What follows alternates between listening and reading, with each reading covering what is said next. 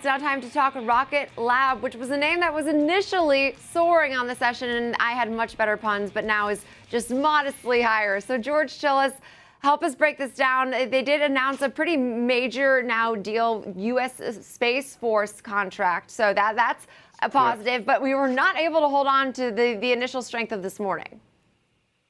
Yeah, that's right. I mean, these are actually good days to keep in mind that there are some stocks that actually have some really good news going for them. But right now, the market is really just selling, indiscriminately all the stocks for the most part. There are obviously some stocks that are higher, but we've talked about Rocket Labs is one of these companies that's doing well. In fact, they are essentially a space satellite and communications deployment company.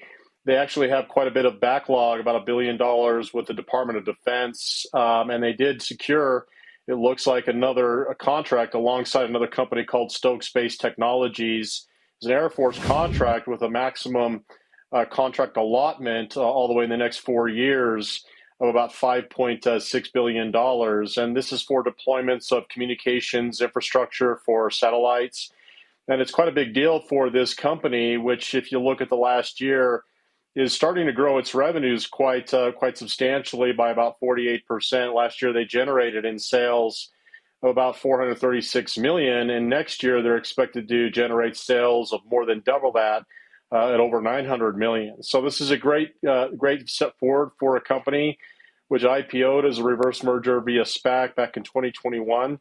Obviously, the Department of Defense, takes these contracts into consideration very carefully. This was based on a competitive bid as well, and it looks like Rocket Labs was awarded the contract based upon their prowess in their technologies, as well as their also reputation in the industry space already. George, I know that you tend to lean more towards longer-term investment in that kind of line of the financial markets than necessarily those who are momentum chasers and trading on a regular basis. But of course, there's a blend. How does one approach, attempting to evaluate a company like a Rocket Labs where, forward sales, price to forward sales is like 14.5. S&Ps, for context, are sub 3 on that metric. It's pre-earnings. You've talked a lot to us about how companies trade when they're not, positive earnings yet. Is this one where, you kind of got to be right and pick a winner in the space, or it's sort of one of those decaying assets? Well, okay, so I'll start with the latter. When it comes to decaying assets, we have to consider stocks which actually have a negative earnings yield for the foreseeable future, at the very least 6 to maybe 8 quarters out. That's not necessarily the case here for Rocket Lab. The reason I say that is if you do look at the earnings estimates for this fiscal year, they're expected to lose about 24 cents per share.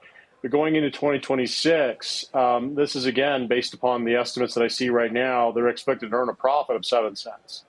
So there's a positive forward yield in this one. I think what's happening now, particularly in the last 6 weeks or so, is the market's obviously rolling over. There's a high beta name that's getting caught up in this, and that's why it's down considerably over the past a few months or so. But nonetheless, it's still higher by about 300% over the last year. There is, of course, the elements behind the financing needs, and you have to consider sales relative to earnings. Now, just going off of last year's sales at around $436 million, the company lost about $190 million. But if you take $190 million in losses relative to the $8.5 billion in market capitalization, it's actually a small amount. So they do have a negative earnings yield on a GAAP basis, but it's not a tremendous negative earnings yield. The company has cash around $419 million, which implies around 2 years at the current burn rate of cash. Debt around $475 million relative to market cap around $8.5 billion is very small, or light. Let's just put it that way.